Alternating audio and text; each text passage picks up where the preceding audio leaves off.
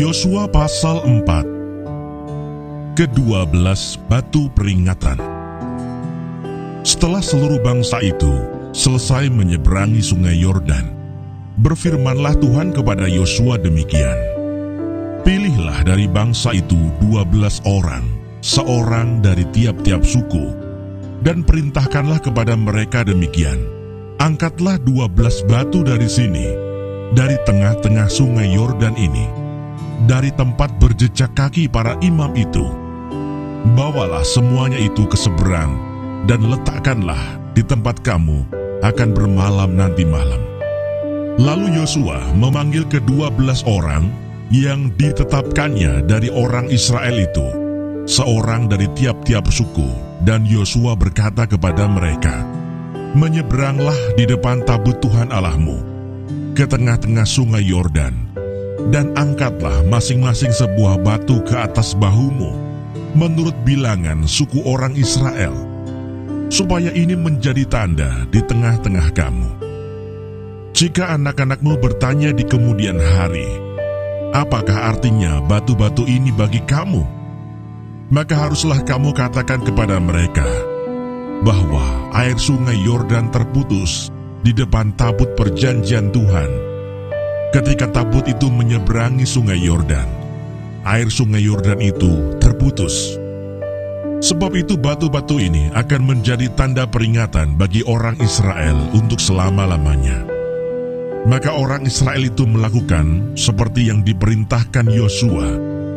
Mereka mengangkat 12 batu dari tengah-tengah sungai Yordan, seperti yang difirmankan Tuhan kepada Yosua menurut jumlah suku Israel.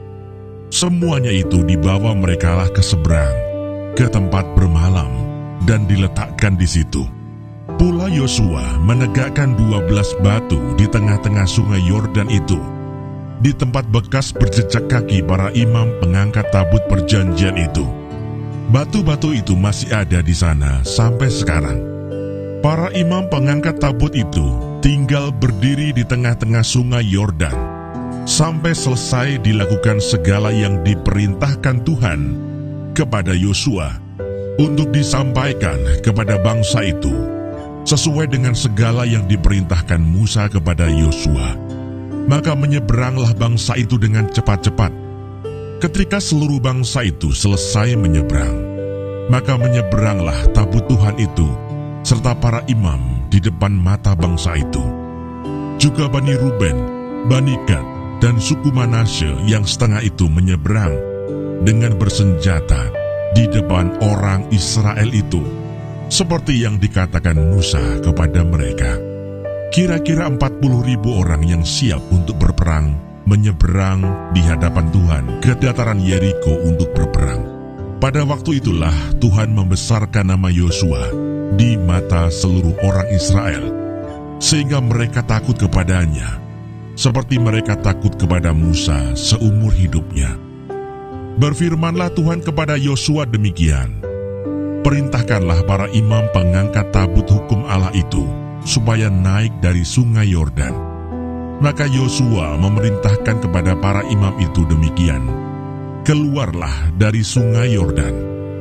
Ketika para imam pengangkat tabut perjanjian Tuhan itu keluar dari tengah-tengah sungai Yordan, dan baru saja kaki para imam itu dijejakkan di tanah yang kering, maka berbaliklah air sungai Yordan itu ke tempatnya dan mengalir seperti dahulu dengan meluap sepanjang tepinya.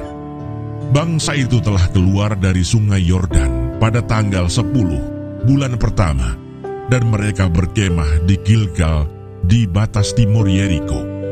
Ke-12 batu yang diambil dari sungai Yordan itu ditegakkan oleh Yosua di Gilgal. Dan berkatalah ia kepada orang Israel demikian: Apabila di kemudian hari anak-anakmu bertanya kepada ayahnya, apakah arti batu-batu ini? Maka haruslah kamu beritahukan kepada anak-anakmu begini: Israel telah menyeberangi sungai Yordan ini di tanah yang kering.